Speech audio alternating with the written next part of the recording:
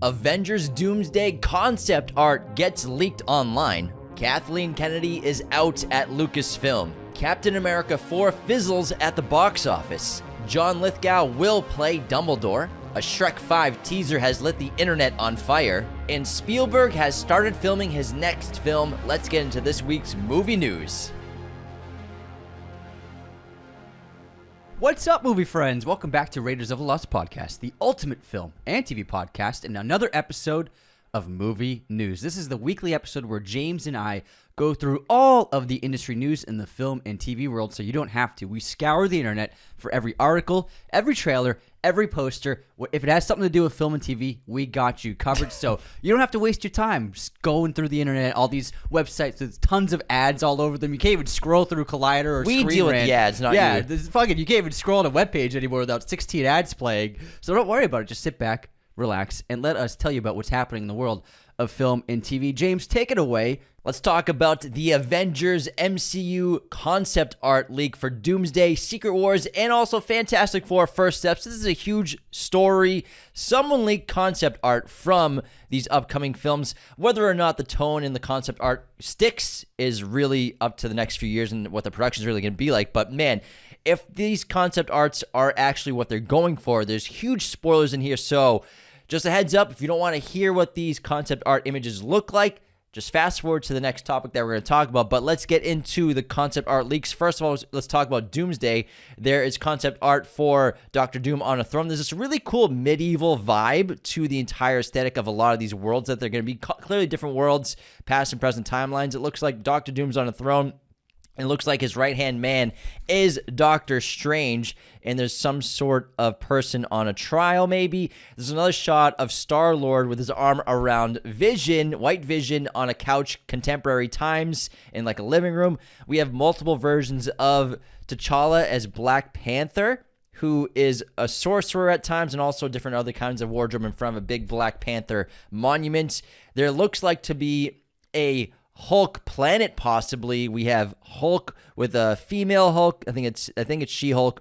Who knows? I don't know what's going on, but it looks like a Hulk world or a Hulk planet or a Hulk city, also in that sort of medieval time, like a village. And so this is really crazy and there's stuff. There's also an image of Wong with Quill with the young Avengers. So Hawkgirl, and then Ant-Man's daughter, and then Miss Marvel. And two other young characters who I don't know. This looks like maybe a young Quicksilver from the wardrobe. And then I'm not sure who the other one is. But they're having like a drink in a pub. Yeah, they're having a drink in a pub. And it looks like maybe the elders are recruiting the young Avengers to help them with something.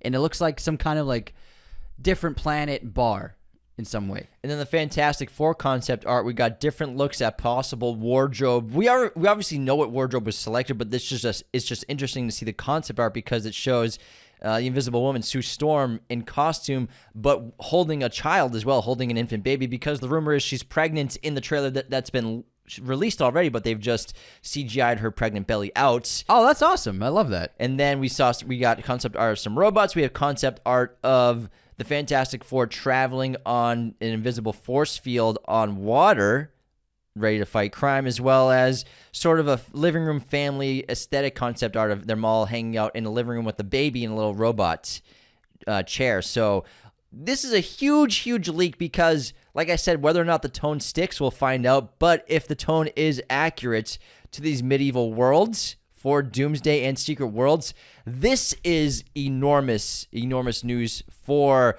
Marvel. Whoever leaked this concept art, they're going to hunt them down. This is crazy that this got leaked. Also, there's leaked images of concept art for Julia Garner's Silver Surfer. Ooh, I got to check that out. So there's a couple images of that. Oh, yeah, look at that. And it looks like a pretty dark tone because in this image, it's just like this silvery tone. Looks to be an evening. Maybe she projects her own light or something. But yeah, it's really surprising. I can't believe this happened. I really can't believe this. This is nuts. I don't know if someone hacked in. We'll find out, I'm sure, more. But I gotta say, I like the Doctor Doom setup in this medieval village. It looks sick. I'm fucking hyped now. I think it's really cool looking. I love the idea.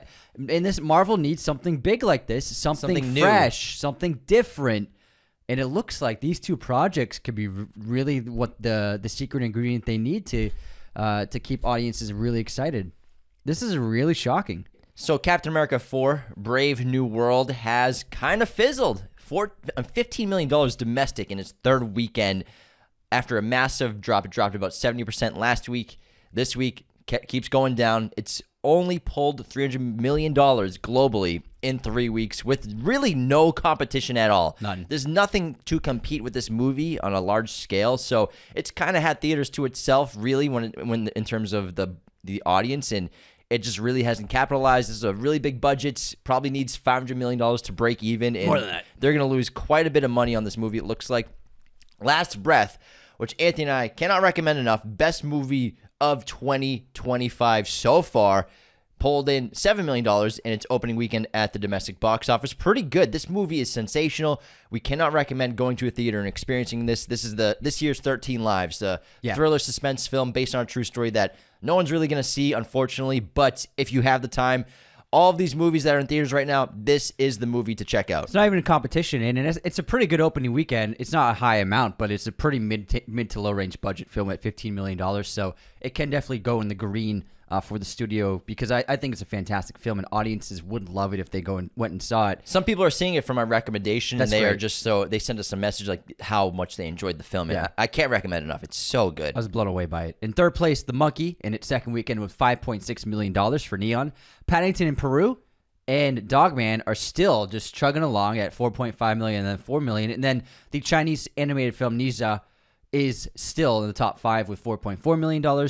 It is closing in on $2 billion globally. Holy crap. It And pulled $1 billion alone in China, right? It is $1.4 billion so far in China. It's the most successful animated film ever made. That's insane. It topped all the Disney movies and all the Pixar movies. It's number 1. I might have to check this out. I never heard of it until 2 weeks ago. It looks really cool. It blends together so much of the Chinese culture and ancient myths and storytelling into this cool story. It looks really fun. I want to check it out. And creative. And speaking of box office, we got tracking numbers for Disney's Snow White live-action adaptation, which comes out pretty soon, March 21st weekend, spring weekend. It's tracking to earn $53 million. It's opening weekend at the domestic box office, which is not a great number for them after basically reshooting this movie. Mm-hmm. All the rumors about Captain America 4 Brave New World, if that was reshot or not, I take those with a grain of salt. I think a lot of those were rumors and conjecture. Obviously, every movie goes through reshoots, especially with Marvel. Yeah. But Disney's Snow White legitimately, for sure, I believe was confirmed with complete overhaul of reshoots. Well, yeah, I mean, there's literally photographic evidence of characters that aren't in the film anymore. So huge reshoots. Massive budget for this film. So if it's gonna open at $53 million, it might make $100 million domestic, but it might not if it doesn't have great second and third weekends. And globally, You mean total in its run? in its domestic run. I think it'll pull $100 million. It's still a kid's movie. Yeah, we'll see.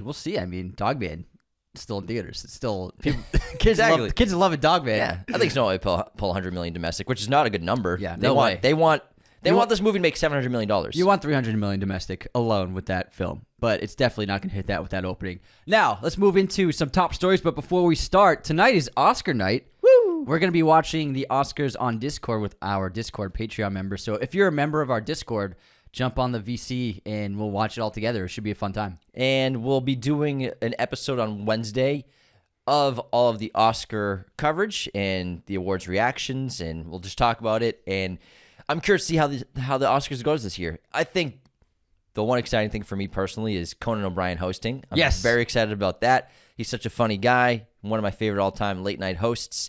And finally, to get the chance to host the Oscars, I think that'll be the best part of the show. So, looking forward to Conan and pulling for my man Timothée Chalamet to become the youngest actor ever to win Best Lead Actor.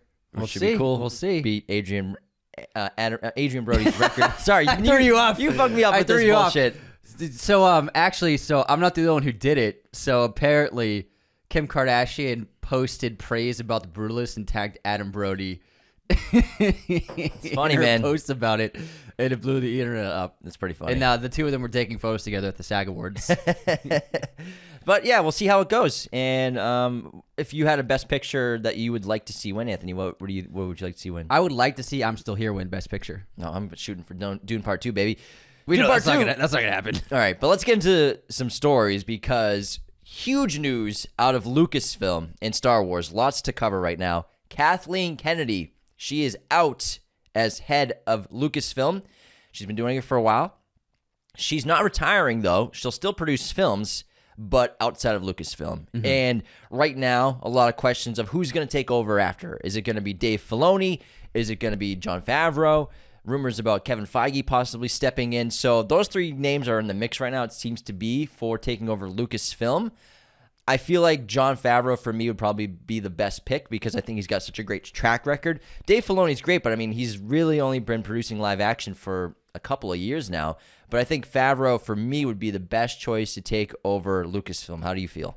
I think Favreau is a no-brainer because of what he did with Marvel, and he put Marvel on the right track way back with Iron Man 1 and 2.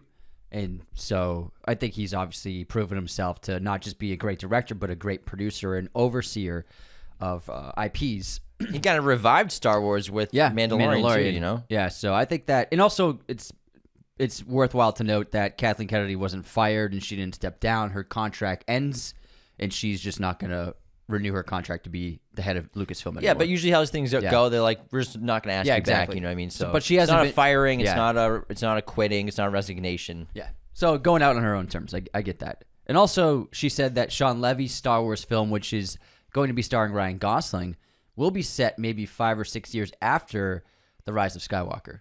So seems like it will continue that story in some capacity. And she also says that Taika Waititi still working on his Star Wars movie. He's working with the new writer for the script. And to quote her, she said, "I think if we ever do get a script from Taika, it's going to be fantastic. I already saw a first act that I loved, but tying him down, it's tricky. So we'll see." And they've been working on it for like 8 years. The Ryan Gosling one will be the first one that goes into production. Obviously, Mandalorian Grogu's already shot, but that's the movie that they're going to focus on, which I think, it's smart. Get a huge star, one of the biggest actors on the planet, to be in your Star Wars movie, be a new face for the franchise, it looks like, going forward, which would be pretty cool. Unless it's a one-off like I've heard rumors about. We'll find out, but I'm excited for that. But more Star Wars news. Revenge of the Sith, it's getting a 20th anniversary release, and it dropped a poster. Slaps. The release will be theaters on April 25th. It's a really good poster. It's fantastic. I was like, oh, shit. They should have made this poster when it came out. Also, the SAG Awards happened this past week, and we have some of the main winners here. Conclave won for Best Cast. Underdog. Yeah. Won Best Picture. Oh, Best Picture. Yeah. Oh, my God. It just won the BAFTA and the SAG. Yeah. Don't sleep on Conclave now. Seriously, man. That's some thunder behind it. I would be totally fine if Conclave won Best Picture. Yeah, I mean, I was at the edge of my seat the entire film. It's a really good movie. Yeah. It's so well made. Chalamet won Best Actor. Did you see his speech? Yeah. Oh, man. I loved his speech. What do you think about his speech? I think it's fantastic. It's like an athlete's mentality. Like, he wants to be one of the greats. And, some people are coming out criticizing him. It's like, the guy is so confident. He seems like a really good person. He's got a good head on his shoulders, and he's so talented. Let him have fire under his ass. Like, what's the big deal? Also, I think it was a really honest speech. Yeah. I think that most people, I'm sure many people are modest and humble, but I think that a lot of people feign modesty, but sure. Really they're like, I do want to be the next Daniel Day-Lewis. I do want to be the next Meryl Streep, but they never say that out loud. Yeah. If you missed the speech, he said basically, I'm inspired by the greats. I want to be one of the greats. That's my goal. And this is some ammo, basically, winning this award. Yeah, and you know what? I think it's great. And again, he seems to be a very authentic individual as opposed to playing it safe. And I think a lot of people are afraid to say like, "Oh, I want to be great," and they go to through the humble route. But really, what are they really feeling inside? They're probably highly motivated to be a legend in the industry. You know what I mean? So I respect that. I respect the hell out of it. I loved it. Demi Moore won Best Actress. Kieran Culkin, Supporting Actor. I just saw Real Pain. He deserves it. He's unbelievable in that film. He's so magnetic.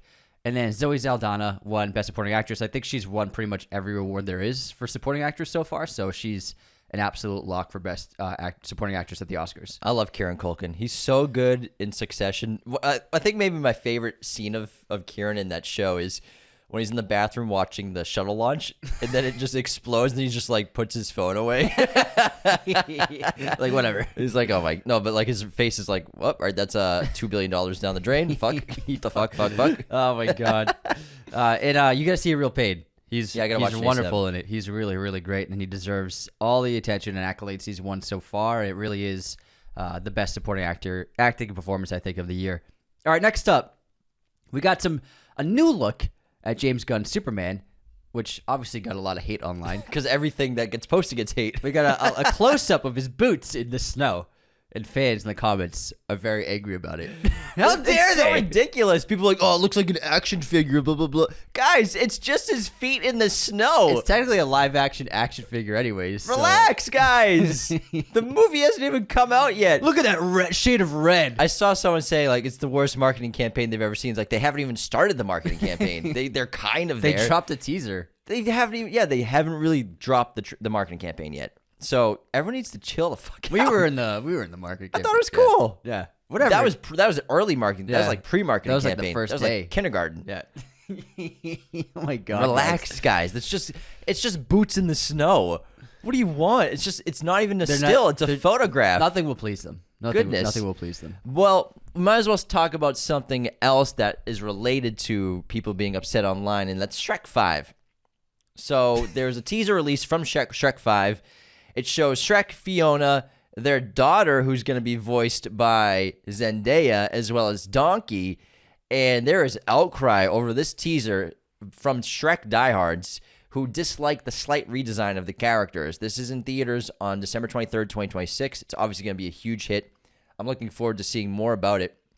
And when I look at the redesign, at first it was a little jarring because they do look different. For me, when I looked at it a few times, it looks like they're adding more human personification to the characters. They look less like ogres, more like humans, more human features like crow's feet or dimples and more expressive faces, especially compared to the first Shrek movie because DreamWorks was limited on their tech back then. And they made that movie on a pretty low budget.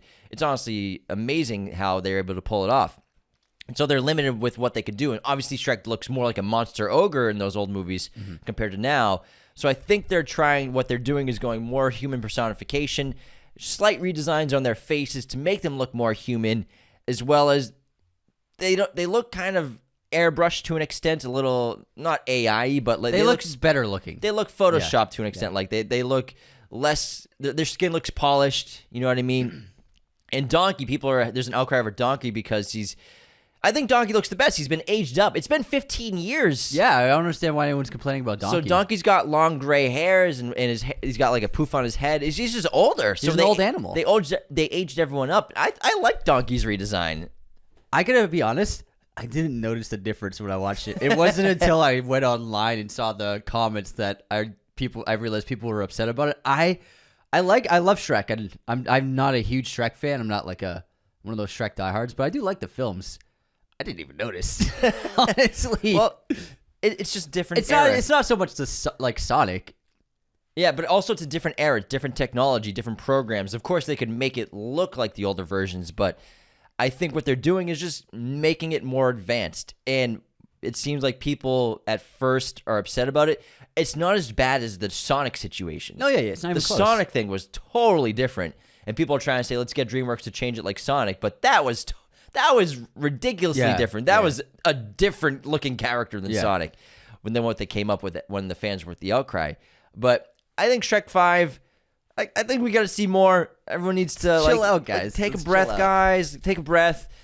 It's just a movie. It's going to be okay. I gotta say, out of all the entire sequence, the only thing that I noticed that was out of place was the daughter character who looks like she's from Euphoria. Like, for me, that doesn't make sense to have the makeup hair and the nose ring like she lives in America in the modern day. It doesn't. For me, that didn't make sense in the scene. Like, she doesn't look like she lives in the Shrek world. You know what I mean? I guess. It is what it that is. threw me off. I think they're just trying to connect to the kids. They're just An angsty teenager. Yeah, I get it, but I was like, that doesn't make sense in this world. That's what threw me off. I don't know. Anyways, I think it's going to be fine, guys. It's going to be okay.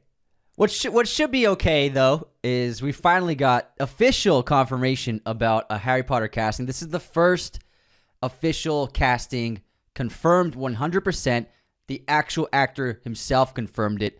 Dumbledore has been cast in the new Harry Potter TV series. John Lithgow is going to be playing the iconic role. He said in an interview, It's going to define me for the last chapter of my life. I'll be about 87 years old at the wrap party, but I've said yes. He said he's looking forward to it. It took him a while to decide to say yes to it, and it is locked in. It's done. This is the first actual casting that is confirmed. That's understandable why that would, take a while for someone, especially in their age, because that's pretty much going to be your life for the end of your acting career is going to be playing Dumbledore. It's 10 years, So I think it's a good choice. I think Lithgow is going to be terrific. I think that, he's not British.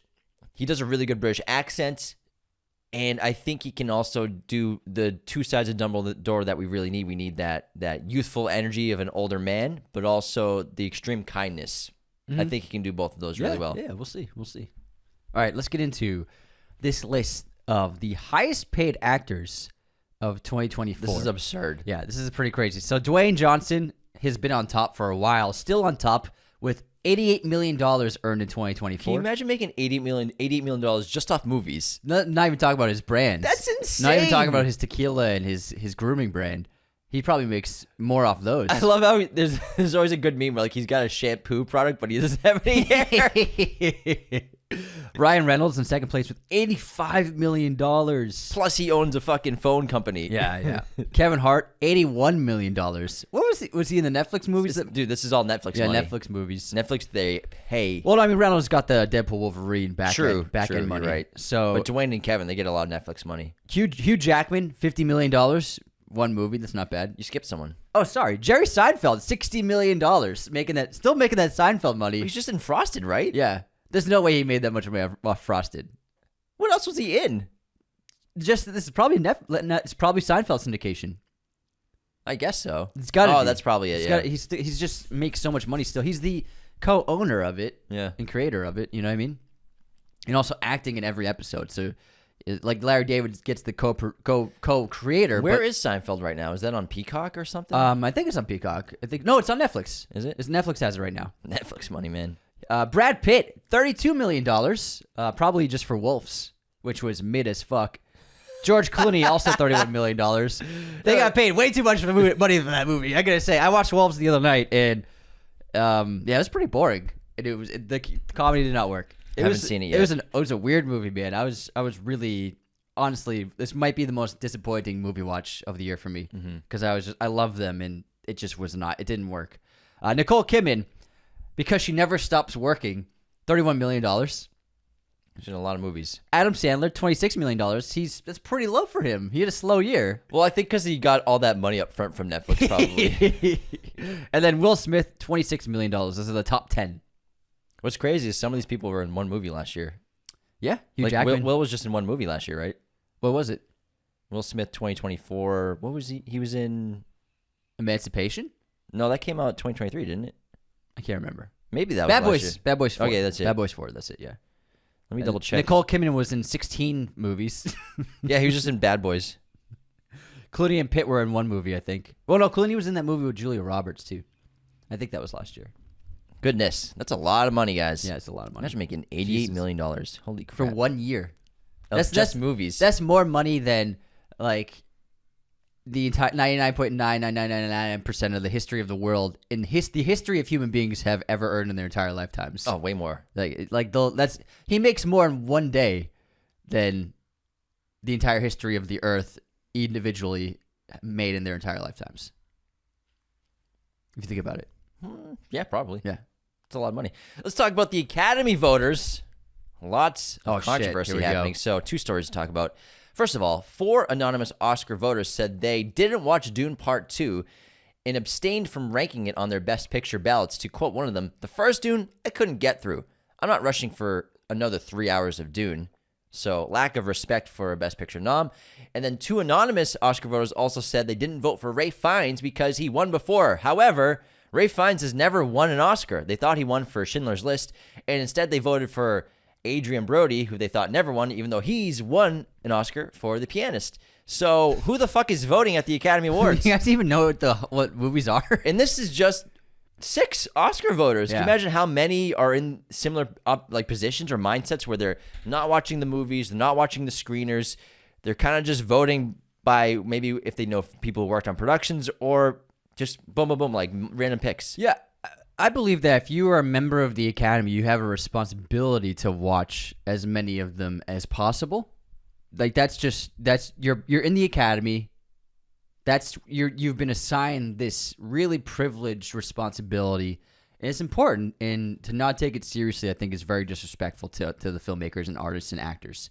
I think it's really, really sad. And it's on top of that, they estimate only 70% of Academy voters even vote. So it's like an election where not as many people as you hope for actually vote. And think about it, like people who maybe don't even see that many movies, they're then selecting from the small number of movies they've seen. Then they're selecting their favorites. Where it's like, did anyone see I'm Still Here? Nope. Honestly, they should just do polls on X. Just let the people vote.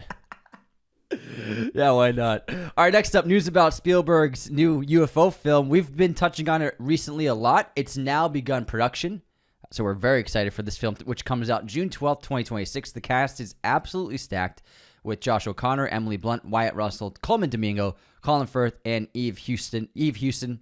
Awesome cast. Can't wait for this. Did you see the BTS of Emily Blunt? No. On set with Spielberg. It's just a couple of BTS photos. Woo! Let's go. Very exciting stuff. Very exciting. We got our first look at Lanterns, everybody, coming to Max, starring Kyle Chandler and Aaron Pierre as the Lanterns. It will explore who these guys are when they're on the job and when they're out of uniform. It's designed to be accessible for people who don't know the mythology, but hopefully really satisfying for people that know it backwards and forwards. So that's good for everyone. Yeah, I have no idea about the mythology. That's smart. Appeal to everyone you can. Yeah. And it's good for a shot. I'm very curious to see. It's just them on like a highway, lone road. Looking cool. Yeah, looking cool. Like cool jackets. Yeah. I'm happy for Kyle Chandler. Yeah. Yeah, it's big. And then Aaron Pierre. Like, I think this is big for both of them. Because I feel like Kyle Chandler, he's been in so many big things, but he's still just like, he's a reliable actor. Yeah, he's solid. Yeah, he's in a lot of movies. Yeah. He's in a lot of really good movies. Yeah. He's Wolf of Wall Street, man. Yeah. Godzilla. He's in Godzilla movies. Yeah, remember? he's great. Yeah. Star Trek. No? Star Trek. No, he's not Star Trek. What did I... Oh, no, I was thinking of Super 8. Yeah. Same thing. J.J. Abrams. Yeah. Lots of lens flares. The lens flares. Yeah, they throw you off. Like, it could be any one of them. It could be any J.J. Abrams movie. That's what I'm saying. All right, let's get into the trailers. We have 10 trailer releases this week. Some of them are second trailers for previous films, but most of them are brand new trailers. And I want to talk about what I think is the most exciting trailer I've seen in a long time, and that's Havoc, starring Tom Hardy. This is a new action thriller coming to Netflix from the Raid director, Gareth Evans, where Tom Hardy's just fucking crushing heads as this cop who's just taking out bad guys as a well-trained and highly qualified martial artist. He's proven himself in the real world. I can't wait to see him in these fight scenes. The choreography is going to be insane. I think this was a great tease. And I'm sure they didn't give anything away. They gave us little hints of what the fights are like, what the gun combat's going to be like. But this is one of my most anticipated films of the year, and I cannot wait to see this. He stomps on a guy on the ground in an apartment building, and the guy goes through the freaking floor. It's so cool. I can't wait, man. If you ever seen The Raid or The Raid 2, that's going to get you hyped because Gareth Evans is an awesome action director. Cannot wait. We also got a clip from Daredevil, Born Again, the first fight clip released. It's a fight sequence between Daredevil and Bullseye. Really exciting stuff. Looks cool. In a hallway that leads up to a roof. I like how they're like exhausted half the time because that happens sometimes in great fight scenes that are extensive, and it makes it feel real rather than they're always doing choreography. You know, because fighting wears you out. Yeah. So it's great. And then also Matthew Lillard has just been cast in Daredevil Born Again for season 2. They're still filming, so pretty exciting stuff to get hyped about for Born Again. There's also the first teaser trailer for The Rehearsal season 2, which I am very excited about. This time, Nathan Fielder has some kind of like Synecdoche, New York situation going on. Yeah, the scope is huge. So it's one shot. It's him with his laptop set up, you know, which I love. I love his braced laptop on his body like it's like a baby brace. And so the camera tracks across stage set rooms. It looks like there's 8 different rooms that the camera tracks across in the soundstage. All the rooms are identical. It's like one room in an apartment, and there are actors. There's a man and a woman in each room. They're all wearing the exact same clothes. So it looks like he's having them all play the same roles in living maybe this couple's life. but they're all identically dressed in identical rooms. So very, very curious what exactly is going on. That's all it is. It's just a teaser of that shot. But man, I thought the exact same thing. I'm like, this is like Synecdoche, New York in real life. This Fucking is unbelievable. So it's just the rehearsal, but even bigger in scale. I love it. I love that guy. Next up, we have a trailer for The Ballad of Wallace Island out of the UK. This was a huge hit at Sundance, and it actually looks really good. Stars Carey Mulligan and two actors. I can't remember their names. I've never seen them before. But Carey Mulligan and another man, they used to be in this very successful folk band duo, and they used to be lovers, but they've been broken up for a while. And an eccentric millionaire who won a lottery now lives and owns an island, secluded island off the coast of the UK, and he's paying for them to unite to give him a show because they were his favorite band. It looks really fun. It looks very charming. Actually like a really heartfelt comedy, and I can't wait to see this. This comes out to theaters March 28th, so very soon. Keep an eye out for it, The Ballad of Wallace Island. Then we got a trailer for The Actor, really interesting looking movie. Andre Holland stars in this noir mystery as a working actor who has lost his memory and is trying to juggle figuring out what happened while still being an actor. It looks great. So that's pretty cool. So he like doesn't remember, he like doesn't know his acting training, but he has to be an actor. Yeah. It's pretty interesting. It's got this really great like seedy noir tone to it, like LA Confidential vibes. I think it looks great.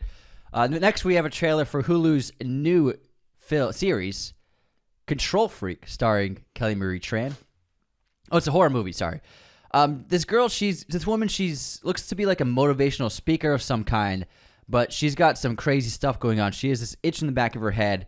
It gets worse and worse and worse, and she's hallucinating and seeing crazy things involving insects.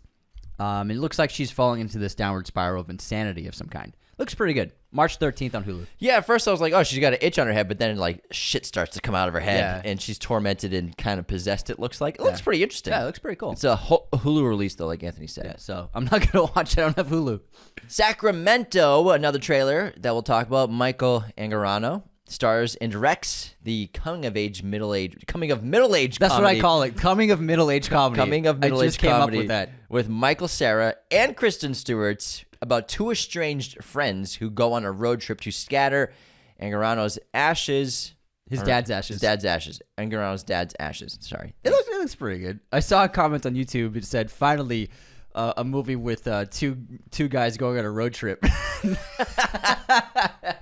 It looks like a like sweet little comedy, but I don't know. Next up, I've not seen this film. Simple Favor. I've seen it. The sequel, another Simple Favor, great title, got its trailer finally released. This comes out on May 1st on Amazon Prime. I have no idea what happens in the first film, but I can assume from this trailer now that Blake Lively like tried to kill Anna Kendrick or something. It's kind of, yeah. So there's like a big twist in that movie that I don't want to spoil, but I'll tell you about it after the episode. But basically, she went to prison. Yeah. She got caught doing something very crazy and insane, and Anna Kendrick's obviously like the lead. But now Blake Lively's character is out of jail, still so fashionable, and Anna Kendrick has written a looks to be a best-selling book about her experience. And now Blake Lively's character asks her to be her maid of honor at her wedding. It looks pretty bad. The first one's not bad. The first one's bad. entertaining. Okay. It's pretty good. But I don't know. This trailer's a little cringe. It's not that. The trailer's kind of cringe, but also just everything involving Blake right now is kind of like, what's going on? Especially all the stories from the movie that she just did. Yeah. The lawsuits and everything. It's just odd. I did see great. So, it's the internet. Sometimes comment sections are so entertaining, and the poster for this film, it was Blake Lively's name was slightly higher than Anna Kendrick's name on the poster, and a bunch of the comments were like, "I'm surprised Blake Lively let Anna Kendrick put her name on the poster." That's what I'm saying. Like, it's getting odd out there, man. Oh man. Yeah. Whatever. I did like the trailer for Death of a Unicorn. Yeah, there's a new trailer out for A24's film, and we got more sort of exposition of what's going on. Yeah. And it started earlier. It's kind of cool because we've got like classic horror movie driving shots, Paul Rudd and Jenna Ortega as father and daughter. But we got a little more exploration of the first act of the film, which is good. I thought they just accidentally killed one unicorn and were like harvesting that, but it looks like this group of people have developed an infrastructure to just basically hunt every unicorn they can find. Is what it looks like, which I think sounds really interesting. This is gonna. I feel it's gonna have like a Bong Joon-ho kind of feel to it. Yeah, you're right. That's what I feel. Yeah. Because he's got a lot of movies that obviously talk about different problems in the world, but he often reflects on the effects of humans on animals and animal species in his films. Gotcha. Also, this reminds me of Daisy Ridley's action movie Cleaner. You mean Die Hard? Early reactions to the film are exactly what we expected. Fine. Yeah, it's just a Die Hard ripoff. Die Hard with terrorists. Eco-terrorists. So the terrorists that took greenlights these movies. The terrorists that took over the party. So the party is being held by wealthy business elites who are like oil execs and stuff. And so Clive Owen and his crew are there to teach them a lesson. And they hold a gun. Apparently, I think hold guns to each of their heads and make them admit to their crimes. All right. Listen, not every movie has to be catered to like 20-year-old activists at college, okay? Which is fine.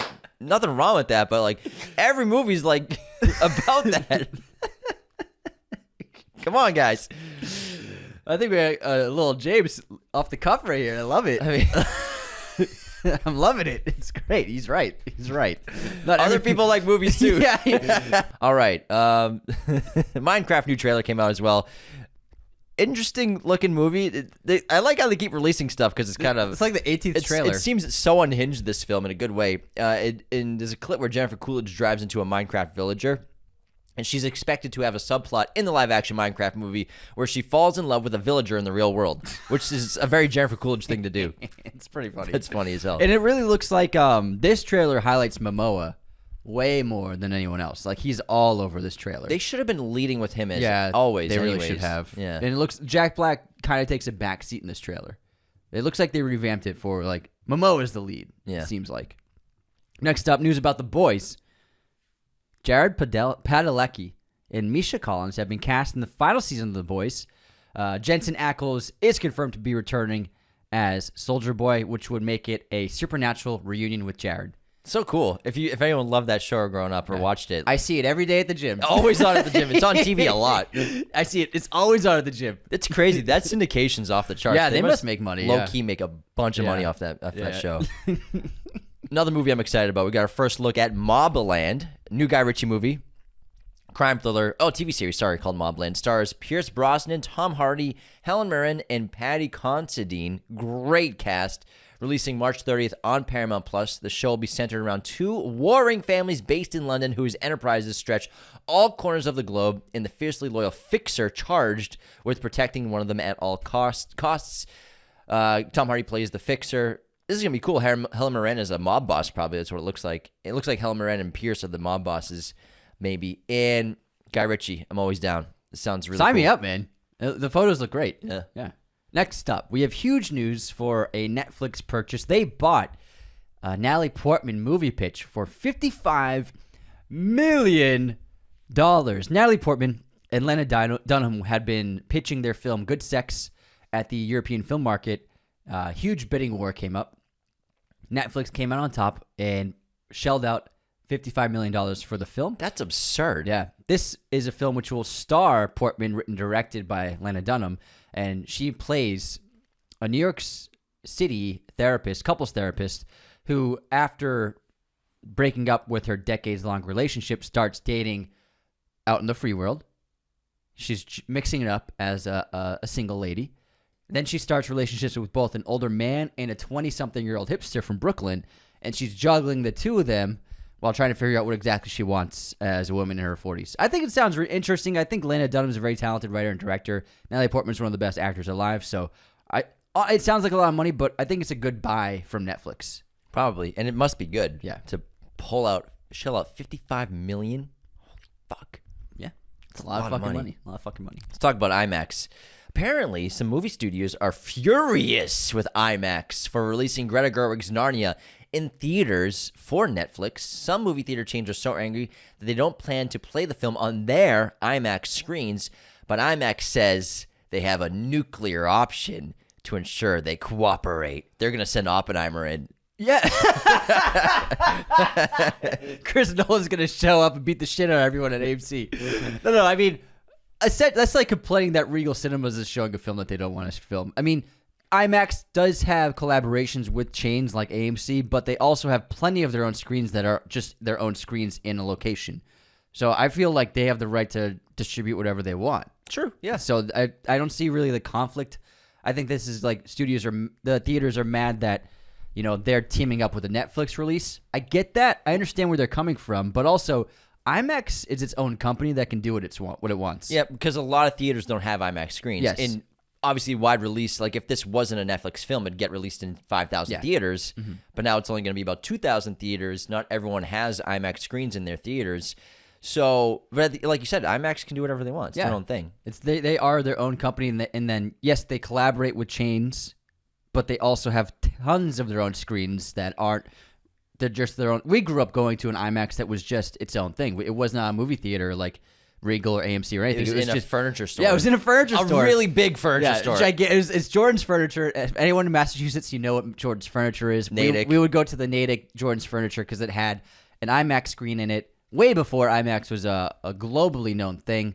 You know, I like to think that James and I built IMAX with our movie ticket sales. Yeah, that's where Anthony fainted during Alien. Prometheus. And so couldn't handle it. But that's an example of how, like, not all IMAX screens are in theater chain locations. They're in plenty of their own locations. So they have a right to distribute movies if they want. It's like up to them. It's their fucking company. Yeah, it's just one of those weird things where we're treading new territory constantly with movie releases. We're going to actually, tomorrow's episode, we talk about this in depth. We did a whole bit about streaming releases versus theater releases and the effect. But, you know, this is all new water. This is the first time this has ever happened where Netflix is doing a wide release of a movie specifically with IMAX as well as a streaming release afterwards. So that's never happened before with them either. They've done theatrical releases at the same time as streaming releases, or sometimes they'll release a movie for like a week in theaters. But to do specifically just IMAX release, IMAX theaters only, and then drop it on Netflix, this is a new thing. They have been, I will say, IMAX has always distributed their own movies from the start. Often they started out as documentaries they would distribute, but I mean, we get invited to IMAX events of films that are only screening at IMAX theaters, so it's not essentially new to them. Like Blue Angels. Yeah, it's new for like a gigantic movie release from a different studio like Netflix. Yes, that's new, but I mean, they've been collaborating with A24, releasing their films just in IMAX. Like Moonlight's coming out this month just in IMAX for a day, so it's not exactly new for them. I think theaters are upset about this one in particular because it's a lot of money they're clearly going to make from Narnia. Like a shit ton of money. Yeah, IMAX will make But you know, what we were talking about yesterday, IMAX, in our opinion, is the future of theatrical release. They are the most important brand to ensuring audiences keep going to cinemas for the extravagant, bombastic experience you get in an IMAX theater. So and also, again, like I said, they can do whatever the hell they want. It's their company. True. Let's talk about The Punisher, James. Okay. Am I talking about it or you? You can talk about it. Should I? John Bernthal, obviously coming back as the Punisher in Daredevil Born Again, is co-writing the Punisher special for Marvel Studios. Ronaldo Marcus Green from King Richard is set to direct. It's described as a shotgun blast of a story, but also has all the pathos and emotion.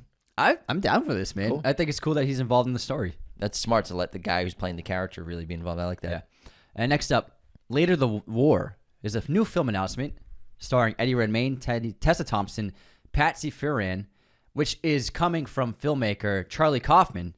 Sign me up. The film follows a man who manufactures dreams for people, but ultimately begins creating nightmares for them. Sounds awesome. I'm in. I was locked in when you said Charlie Kaufman. Sounds cool as hell. It's in New York, so it's second Kaufman reference today. It's a Kaufman episode, man. What the hell was that? Are you a pirate who had a stroke? You're in the middle of an R. Is everyone aware of Masters of the Universe, the movie coming out? It's filming right now. Kind of. So we got our first look at He-Man in a poster of Nicholas Galatzine in the role as He-Man. It's just a close-up of him holding the sword. It was like the Rings of Power banner posters. Kind of, yeah. When Those the first ones that dropped. Intense close-ups. So he's playing He-Man. This is going to be in theaters June 5th, 2026. And also, Jared Leto is going to be Skeletor. That's pretty good casting. Yeah. I think that's good casting for Skeletor. Yeah. You know who played him in the first film adaptation? Who? Frank Langella. Oh, that's cool. Yeah. I don't even remember if I've ever seen that movie. Maybe when I was a When kid. we were kids, I think our brothers had it on. Probably. But yeah, it was I know respected actor Frank Langella played for He-Man before, and it was like a very campy. But I can't remember what actor, an actor who played iconically a character with a ton of prosthetics, and they said they only said yes to that film. I can't remember who it was, but they said yes to the film because they were like, Frank Langella did Skeletor, so why not? Money job. Money job. I get it. Next up, we have news about the Barney adaptation, Barney the Dinosaur, which has been in development with A24 and Daniel Kaluuya as a producer for a couple of years now. Io Debris is in talks to both star and write the live-action Barney film. Maybe they're looking for like some kind of Barbie of their own. I don't know. I always interpreted that Kaluuya was going to go dark with it. Maybe. No, because it's not going to be like It's not going to be like Barney for kids. It's going to be an A24 adult movie. I mean, you never know. They have a kids movie coming out soon, The Legend of Ochi. Yeah, but I don't think that this is going to be like that. I think this is going to be focused on the guy who plays Barney on the show. Like, that's what it was. Oh, Remember? really? Yeah, remember like when Kaluuya, when it first came out, like that's what the movie's going to be about, the guy behind the mask. I don't think it ever said in a synopsis like that. I'm pretty Not sure I that remember that. And like Kaluuya was in talks to star as the guy who's in the Barney suit. I don't remember reading that. I think that's what I remember. It's not what I remember. Let's just Agree, disagree? yeah, Sure. I think that I mean, it might be smart for A24 to do their own Barbie for just some fucking maximum income. But for Barney? yeah, man, I don't know. kids still watch Barney. I don't think that's what they're doing, but we can disagree. I think it's going to be a dark tone and about the guy in the suit. That's what I think. Nobody cares about the man in the suit. Let's talk about Gollum, The Hunt for Gollum. The film has been delayed a whole year. It was supposed to be next year, but now it's been delayed to December 2027. Damn. They better hurry up because these actors are getting older, old, guys. Yeah, they're getting old. Next up, Crazy Rich Asians. The TV series is in the works at Max. All right. Francis Ford Coppola. I don't know if yeah. you saw, he won a couple of Razzies. So he responded to being nominated for Worst Director, Screenplay, and Picture for Megalopolis at the Razzies. To quote him, "So few have the courage to go against the prevailing trends of contemporary movie making in this wreck of a world today where art is given scores as if it were professional wrestling." I agree with that. Yeah. "I choose not to follow the gutless rules laid down by an industry so terrified of risk that despite the enormous pool of young talent at its disposal, may not create pictures that will be relevant and alive 50 years from now." You know, I saw Megalopolis. You saw Megalopolis. Yeah. Visually, that movie's stunning. There is A lot of it. so A much lot of that of it. movie that's so artistic, so unique. Yeah. If you do a supercut, you got some really interesting looking stuff. It's a good trailer. But the story, it's not there. I don't like the Razzies, and I never liked the Razzies I don't think because they've been wrong. I don't think Francis should be even responding to it. They've been wrong before. Like, and I commend him. I mean, he's like, whatever. I get it. But I will say, I don't think that Megalopolis is a film that will live on. I just don't think that the narrative was strong enough. So, but I mean, the Razzies have been wrong plenty of times. I mean, I just think there's no need to respond. You're Francis Ford Coppola, man. yeah. You're one of the best ever. Okay, here we go. Brian De Palma was nominated for a Razzie for Worst Director for Scarface. That's stupid. Are you fucking kidding me? Are you kidding Yeah, me? the Razzies are silly. They're silly. Jim Carrey got nominated for Worst New Star in Silly. 1994. Silly. Kubrick got show. nominated for Worst Director for The Shining. It's dumb. How we even take it seriously? Yeah, exactly. Speaking of AMC, Yes. AMC CEO Adam Aaron says 17-day and 30-day theatrical windows are too short, and there's a very live debate right now to have movies in theaters longer. Thank you. To quote him, "We would like to convince all major studios that they should keep movies in theaters longer." And I totally agree. And we actually talked about this on tomorrow's episode as well. Yeah. It's kind of funny. And Tarantino talked about it a few weeks ago. Yeah. It's silly to play a movie in theaters for 2 weeks, 3 weeks. Like, Companion just came out, and it's already streaming. That movie came out 3 weeks ago, and it did well at the box office. Yeah. And that was a fun theatrical movie to see. I think that it doesn't. I think it hurts the pocketbooks of studios because big movie like we've talked about. Not everybody goes to the movies all the time. There are movie fans, and then there are casual moviegoers who go like once a quarter, and because they watch so many things from home. And take for Companion, for example, maybe people were like, "Oh, I'm not sure if I'm going to go see that because I know I can rent it in 3 weeks." Because like in the back of their head, it's like it's going to be available on streaming soon, so I don't have to go see it. But if you give it a longer release, it'll make people more likely to be like, if I want to see this and be part of the culture, I got to see it in the theater. Otherwise, I won't get to see it for months. I think it only works and can only benefit the studios. So I think we need 2-month-long releases. Not 17-day theatrical release is insane. Unless a movie's not making money. If a bombs, movie's not making money, then pull it from theaters. I get it, yeah. But Companion was still making money. But that's their plan. They're like, all right, we'll do a 17-day window and then put it on streaming. And then it's confusing when it's movies, even if they are still making money 2 weeks later, you can rent it on home and you can see it in the theater at the same time. Yeah.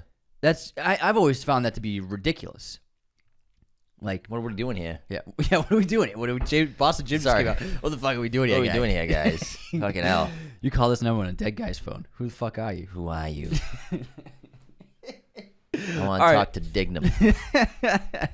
All right, next up, news about Dexter. Kristen Ritter has been cast as Lady Vengeance, a serial killer, in the new series Dexter Resurrection. So I wonder what kind of killer she'll be.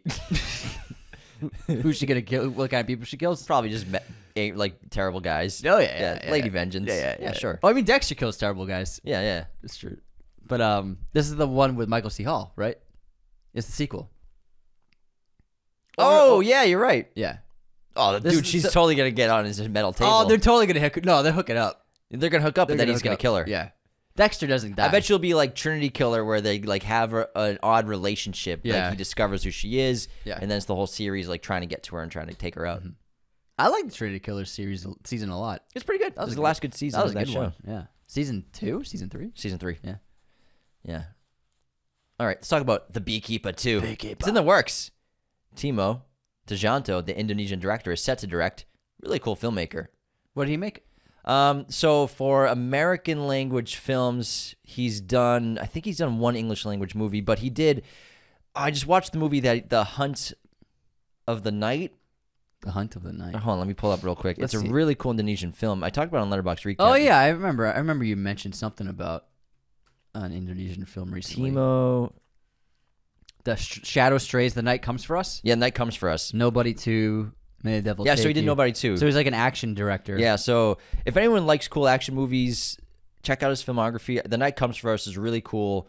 I watched it a couple months ago. Came out in 2018. I think it's on Netflix, as well as Nobody 2. He's directing right now. Damn, this guy makes a movie a year. But he's done a ton of Indonesian action films. Yeah, he made a lot. Really cool filmmaker. So Cool. I think that's a good choice for The Beekeeper 2. The Beekeeper. I've got to protect the hive. Yeah. And then our final bit of news today, somber note. The legendary actor Gene Hackman passed away at 95. And we're hoping all to learn more information about, because both him and his wife were found passed away in their apartments, as well as one of their dogs. No really new news about that yet, but tragic passing of a legendary actor. He really is one of the greatest actors to ever live, in my opinion. Yeah. 95 years old, so he was up there in age. But you've definitely seen him in some movies, but what he did in the 70s and 60s and 80s, man, he was just huge. And he came up with Dustin Hoffman at the same time. They were actually roommates. But he's a singular talent, and even when he's in movies like Crimson Tide opposite Denzel, who's a generational talent too, it's just like, holy shit, this guy, it's like two heavyweight boxers going at it for 14 rounds. He's an unbelievable actor. And also Michelle Trachtenberg passed away at the age of 39 years old. Very tragic. Yeah. Gone too soon. Huge fan base she's in a bunch of stuff. a lot of TV shows. Eurotrip was where I first saw her. So 2 tragic passings in Hollywood recently. Yeah. Too bad. Rest in peace. All right, well, that wraps our episode on movie news today. Stay tuned for episodes this week. Again, on Wednesday, we're going to be doing an Oscars recap. Tomorrow, we have a really interesting episode. We kind of just went no specific topic, and we just went off for like an hour and a half talking about movie topics that just wherever the conversation went. It was like an improvised conversation. Kind of. We did go in depth on our Mickey 17 interview, so if you want to learn what it's like doing a behind-the-scenes interview of something like that with a big studio, we chatted about the whole process, what it's like, everything we see or experience during those days, which was a lot of fun. Put you into our shoes. But we talked about a lot of cool topics tomorrow, so It's just like we're calling it movie chat. something like that. Yeah, we'll figure something movie out. talk. Yeah, movie chat. Movie talk. I like something like that. It was fun. So check out that one tomorrow, Wednesday Oscars recap, and we hope you all have a great start to your week. See you next time.